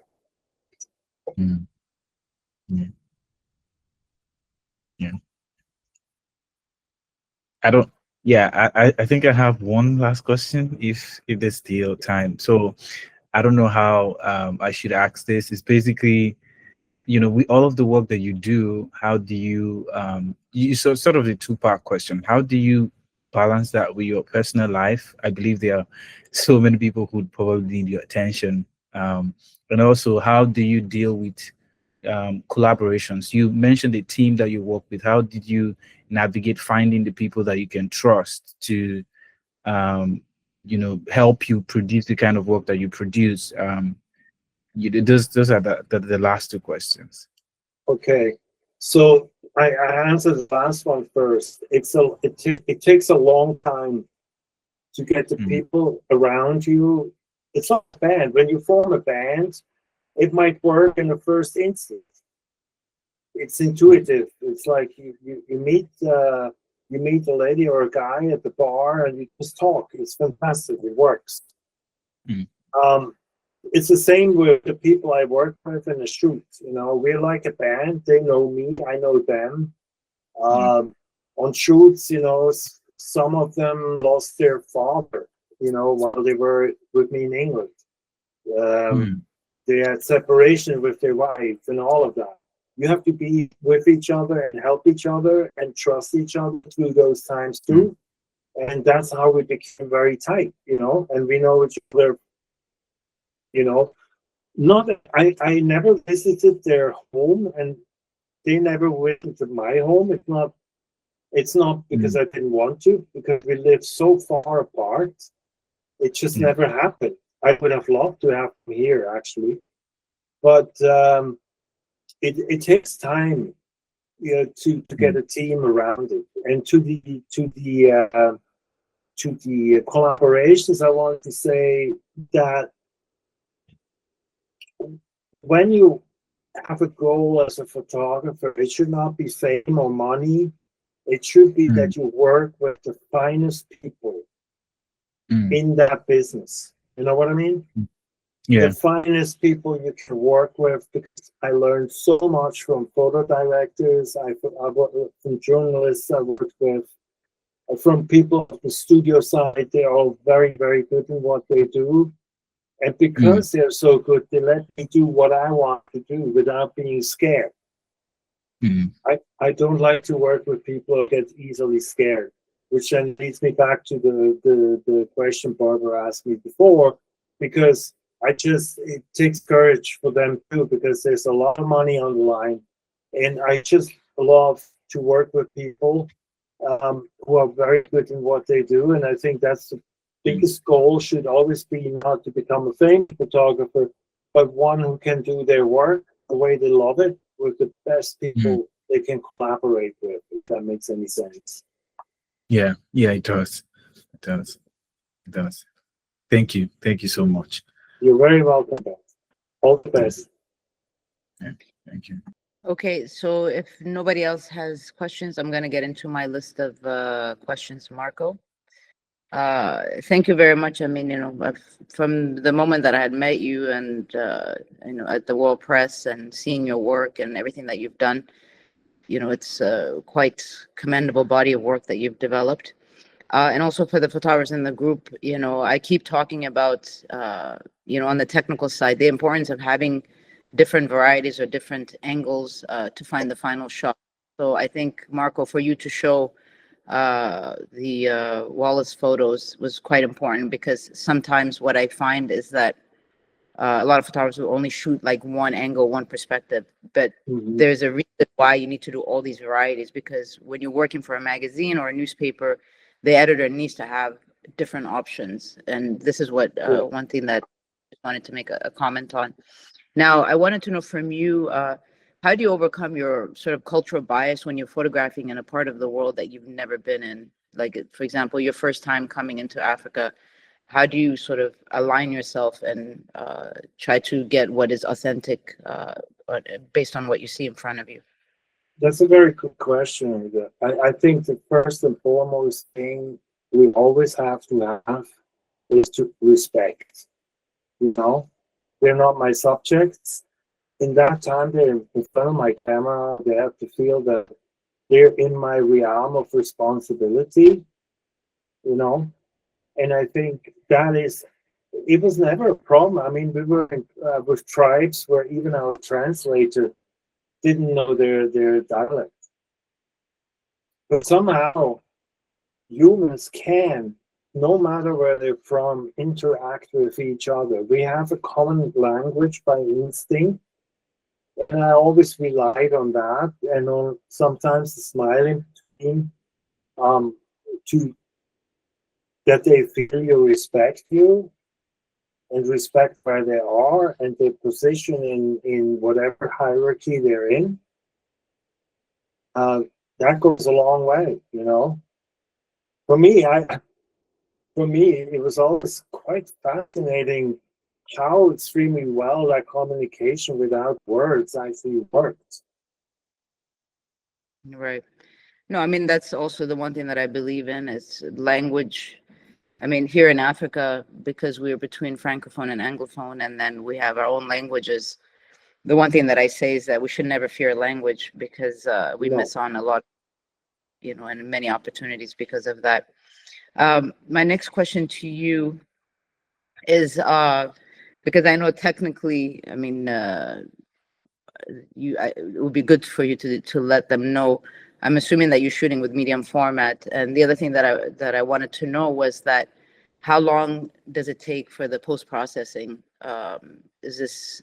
I'm assuming it does take some lengthy time, but the most important thing that you said earlier on was to have raw files that you're proud of. And this is one thing that I always tell photographers, that you need to finish as much as possible inside the camera and don't go into thinking that you're going to Photoshop everything in, because that's the value of what being a photographer is, to be technically proficient. I couldn't agree more. So first of all, I think, you know, you can always make something darker and zone something out with a lasso and Photoshop and darken it down. But that will always look like you darken it down in Photoshop. When you hold a flag in or a neck to make just a part of the body, a white blouse or something bright, a little bit darker at the edge, which often we do handhelds because it's much more exact. You saw that with Steve Jobs, by the way, to texturize and stuff. Then you can see the light is darker at this very spot. And you feel it. It's not that you can point your finger on it. You will feel it on the final result. I do way less now than I used to when I went into Photoshop, because that's normal. You kind of try out things. And in all honesty, I probably did way too much back then. But now I really try to have as raw as possible. Have contrast control, you know. I work with film still the majority of my career and still do. So I have a big love for the aesthetic of film. So in the end, what I always do is I put a tri-X grain on top, whether it's color or black and white, by the way, and then I sharpen it. Not before, then I sharpen it to clear the grain off. And often that's all I do. Now, as it relates to when you're, I mean, I want you to explain also, because it's a tough market, and this is why, because the competition is so stiff. And then on top of that, I think one of the key things is that there's a level of professionalism that you need to have. You need to know how to market yourself, how to brand yourself, how to, get close to the editor. So the first question is, what does that process, because you said your first cover was for Time. That was not the first cover. It was the first cover, the first story I photographed in America. I had covers before in South Africa for GQ USA, and GQ UK, and other publications, but that was my first one in the US. So what does that look like as it relates to, are you sending work to the editors, or is it through networking, or how do you come about to sort of getting these assignments? Well, I was blessed enough that people, so in the beginning when I started it, people said like, oh, you have no joint, you have no chance, your stuff is way too dark, way too gritty, You see pores, that will be very difficult. Turned out that was exactly what I needed to be seen. I had the big fortune that I met great agents along the way who then took over and brought the work to the people. And then when I had my first magazine work, I knew by instinct I have to make this count. When I do a picture like everyone else does, nobody will remember my name. So I have to do my game, and I have to do it the way I love, and I have to really kind of again what I discussed with Barbara before. You have to dare to push through your vision, and in a very critical moment in your career, the first time you have exposure. It's a make and break moment. But I tell you honestly, I believe when you shy away, when you go in the middle of the road, then you're out. That's exactly the moment where you have to bite on your teeth and do exactly what you want to do. And in order for working with the clients I do, especially movie posters and stuff like that, they have to feel I am the captain on the bridge. And they have to feel that I sailed all the seas in all the weather, and no matter what happened that day, I will be there and I will guide them through it. I die trying. And that's how you have to have that certainty. You have to stand there and say, this is my ship. And only because you come from the first class and pay a first class ticket, you're not allowed on the bridge, or they throw you into the sea. I get very protective. I'm a nice person, but I get very protective because I know that when too many voices go into that debate, the pictures are going to be not good. Right. And that I all encourage you to. Yeah. And also, I mean, when you were talking earlier about Steve Jobs, the energy of the image, and the one thing that I always say is that I think the first frame that we shoot, whether you're a photojournalist or inside the studio, the first one I think is the most authentic one. There are times where it's the magic moment is in the first shot, and then after that we're just doing extra. Is that the same case for you? Sorry, Sophia just brought me Lebkuchen, which is very nice. Yeah.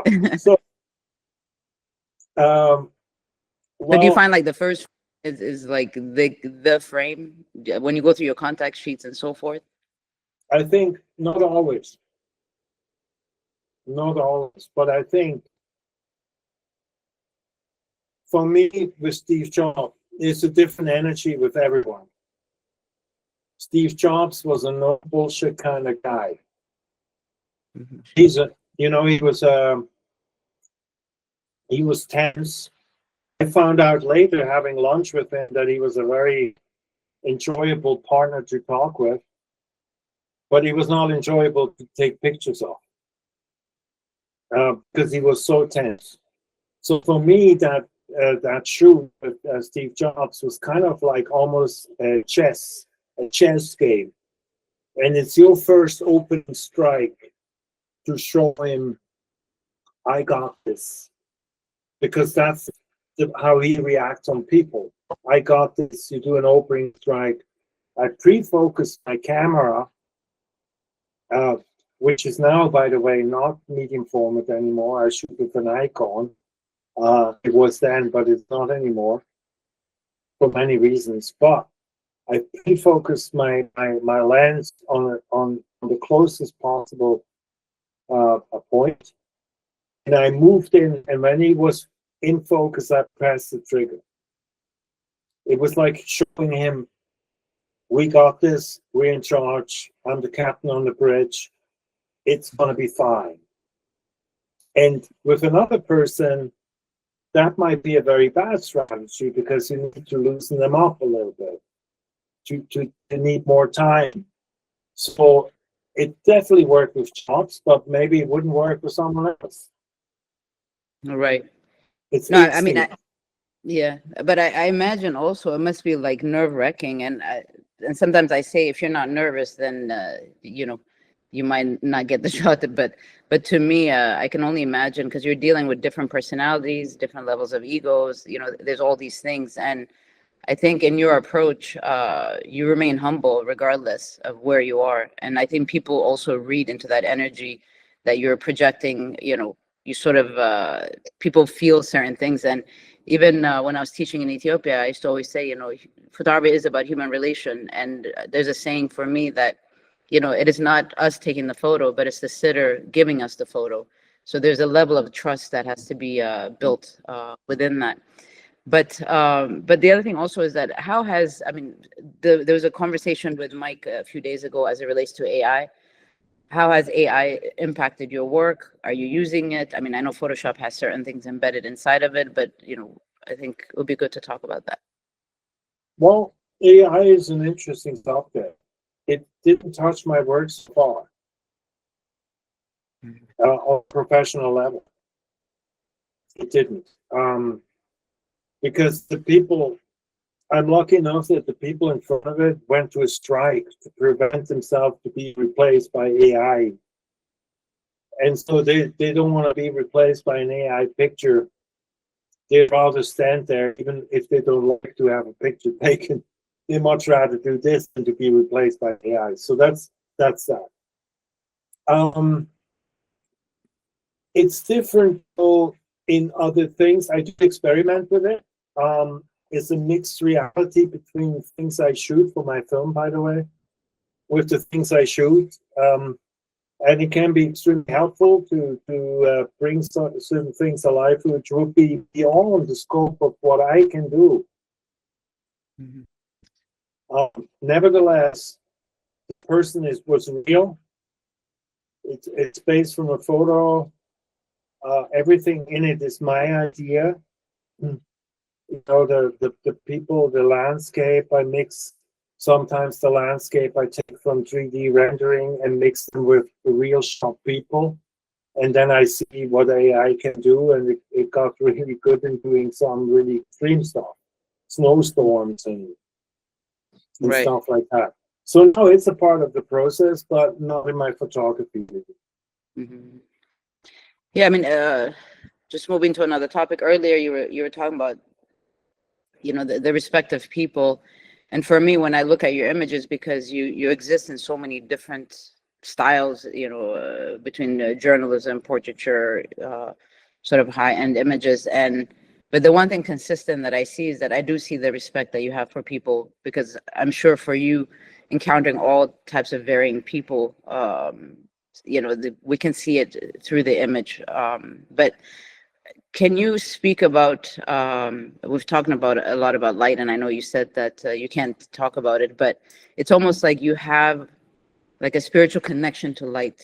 And that's part of it, when you talk about your process and you're talking about, all these elements, I realize a lot of us photographers, at a certain age, we're basically talking the same thing, regardless of the style of photography that we're using. Mm-hmm. And I think you need to have a complete openness for everything, but also light being the basis of it. Because when I look at your lighting design, you make something magical from one light, and then you're also able to do these very complex lighting. But it means is that you have a very strong relationship to light that's beyond the technical.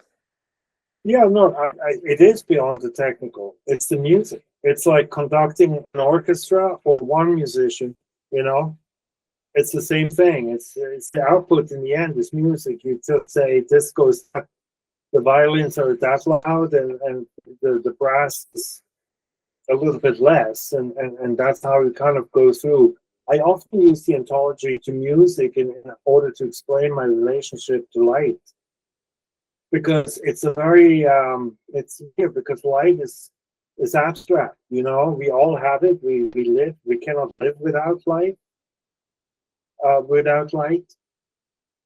And in that respect, it's so hard to explain light as such, the textures.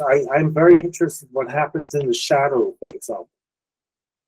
Everyone always talks about the light. Nobody talks about the shadow. But when you see what I do for the Avengers, for example, a lot of this stuff is in the shadows. So it's not only pumping light into the shadows, but it's also what kind of texture you have in that light. Because light, you can have a huge white thing and pump through it, or you can texturize the shadow to a certain extent. And I'm interested in the micro life of life much more than oh yeah, I do this for 40 years. Yeah, we have light and we have soft light, hard light, and all this. I encourage everyone to look at the work of DOPs like Roger Deacon. You know, I'm super blessed that I can watch and sit sometimes a whole day and watch these people work. After taking pictures for 35 years, I had the first time the chance to really see what the best DPs in the universe do, like Roger Deakins or Howie Timmons and all of these people. And their approach to light and lenses is very, very different to anything we do. For them, it's more about the story. For me, it always was about the story. So in that respect, that's why I think films are so incredibly inspiring for photographers to source from. And in return, Roger Deakins is a big fan of photography. You know what I mean? Yeah. He is a big fan of photography, good photographer himself, by all means. But it is very, very hard for me to talk about sound. How do you talk about sound? Right. Food. How much salt you put on a dish? It's an abstract. We don't know that. It's Right. the feeling of someone. So that's how I approach my work. Mm-hmm. Don't No, know I mean, it, feel it. You know, feel yeah. it. Don't know it. No, I think that, I mean, looking at a lot of cinema coming out of Africa, there is this fear of the dark, you know, the darkness. And that's one thing I always tell photographers, and even because my degree is in cinema, I always say, like, we should not fear the darkness, because what we see with our eyes, that's ultimately the goal, is to be able to duplicate that through the, you know, through the structure of lighting and what have you. But often I think that, because back in the day, you know, when we started in analog, you needed to have a precision with lights, because there was no mercy for you. Now in the digital world, it's like, I find that for a lot of photographers, they don't pass through the struggles. Because me, I remember, like, you know, you have X amount of frames to get what you needed to get, and if you didn't get it, and then you go to the lab and you come back with something that's not there, forget about the poses and all these moments or whatever. So, and it was expensive. It was expensive to screw up. It cost a lot of money. Yeah, but that's why it's like we're in a position of privilege, especially for the new generation. But I want to tell the newer generation one thing.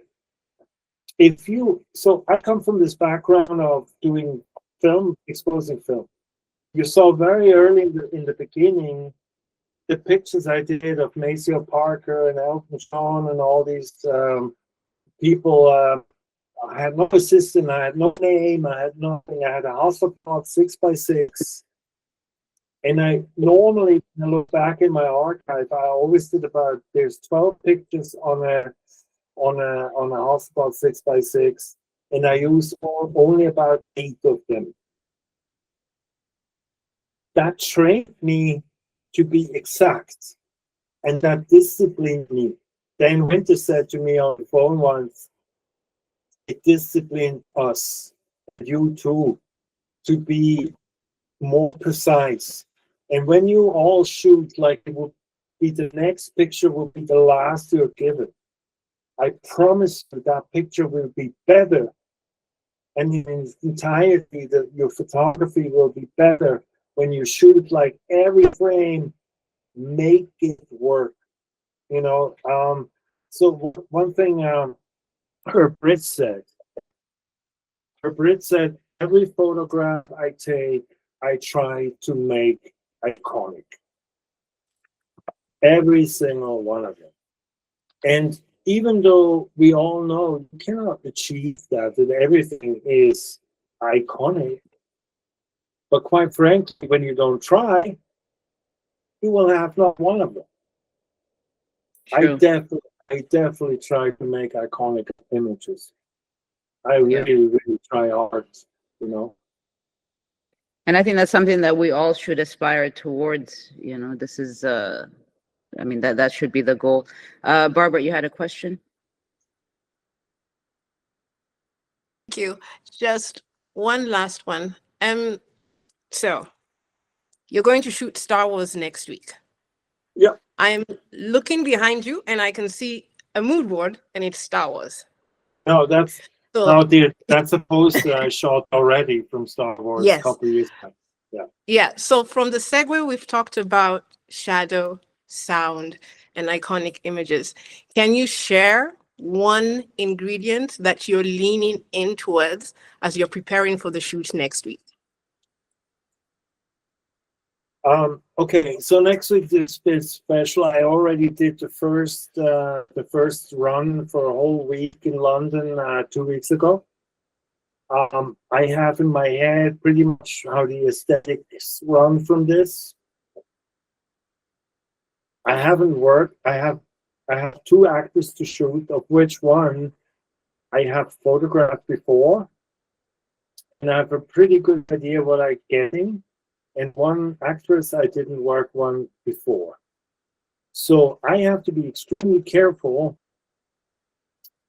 I heard she is not liking, she likes the light from front and all of that. She's famous for that. So I go in this and I'm happy when I get to do that it fits with the rest, okay?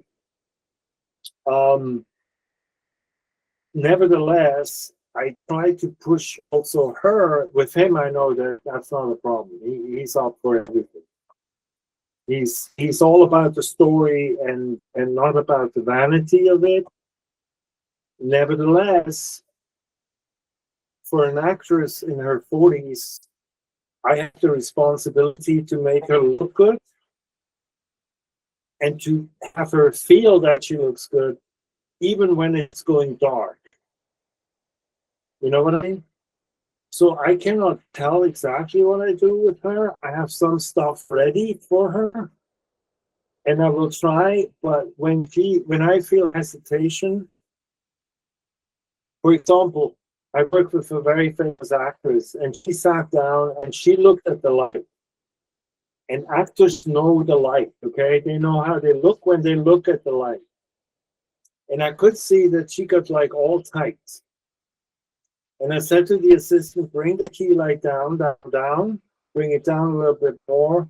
And then I said, like, bring it down like only that much. And she looked at me and said, just make thank you. You know what I mean? It was non-conversion. She didn't say bring the light down, but I had to react on her feeling sitting there. And she was not wrong. Quite frankly, she knew exactly how she likes best. So look at them, feel them. Don't talk too much. Don't go too crazy. Observe who you have in front of you. Bring the respect, and then, and only then, you pull off something which in the end turned out to be great. So that's how I approach next week. Okay, so I'm gonna probably ask 2 more questions and then we will wrap up. So many photographers believe that access defines opportunity. And in your experience, what truly differentiates a photographer who succeeds in the field from I think the one who succeed are definitely those.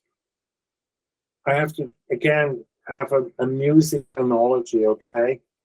Everyone as diverse it might be, has on their playlist, the people on your playlist are people who do exactly what they feel. I promise you.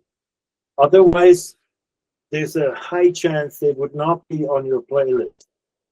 So how do photographers believe that they will get it a different way? That they could do whatever and not feeling it, and then still have the strength and the expression to be on a playlist or to be on an editor's board? Do what you love, and those people I admire, and those who made the game all have something to say. They added something to the bigger game, and others joined, and when they didn't add really something to the game, they disappeared again. Yeah. No, but and that's the thing that a lot of photographers don't realize. I mean, it is an art form, and it's also about reinvention. You know, you have to, because sometimes, as you know, Marco, photographers will win an award or they get a small opportunity, and they don't realize that's just scratching the surface. This does not mean, even for the two of us, me, I never feel like I've arrived. You know, I'm still learning. I'm still pushing forward. So it requires like consistency, but outside of that, I think the most important thing is the love for being curious, you know, having curiosity, wanting to learn new things continuously. This is, I think, what defines an artist or a photographer for the long game. Well, I couldn't say it any better. The only thing I might add is that in a weird way, I mean, first of all you said, you know, but I think one of the key things in all of this is to understand that photography not only respect the people on that mark or in front of you, but also respect photography.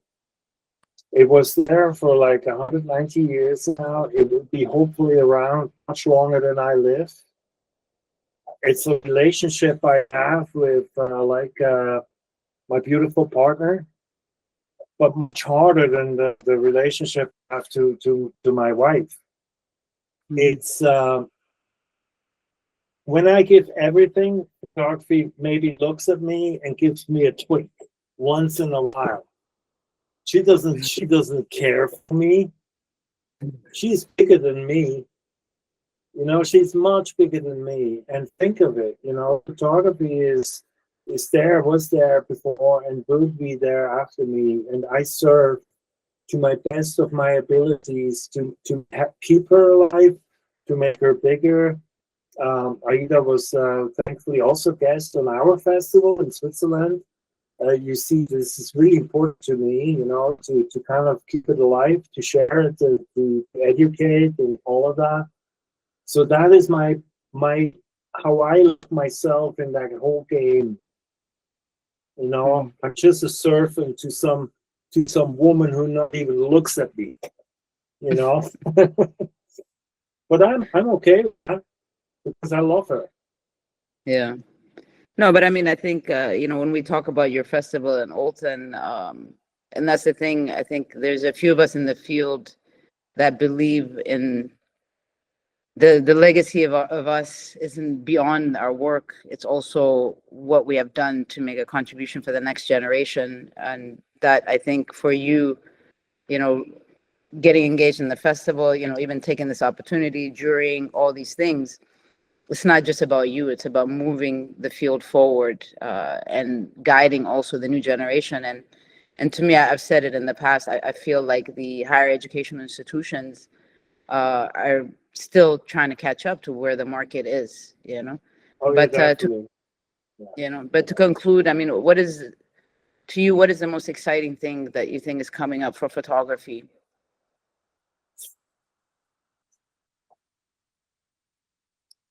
That's a hard one. Okay, you want to have an honest answer? It's like a very old person who can be excited when it's still alive in 30 years. Okay. Interesting. Alive and kicking in 30 years. It takes everyone in this chat room. It takes every good photographer. It takes all the people out there to make people understand that we do real work with real cameras, with real human beings, with exposure times and light, and that this is real. And what we do is real and shows part of our reality, whatever we do, and the part of our lives. And only that will kind of bring photography to the next century. That's what I believe. Excellent. Well, thank you so much, Marco. Really appreciate this. And I hope we can align your schedule for you to come to us to Africa by any means necessary. I would love that very, very much. I feel, I would love to be there with you all. Do that in person. I hate to do this digital stuff. It's non-personal. Yeah. I thank you for introducing me to all these people. And for me, Africa is a very magical place, continent, complex, we all know, but it's a very big love of mine, and has a very, very big part in my art. Yeah. And I wish you all the very, very best, okay? Thank you so much, Marco. Really appreciate it. See you soon. Bye. Thank you. Bye, everyone. Thank you very much. All the best.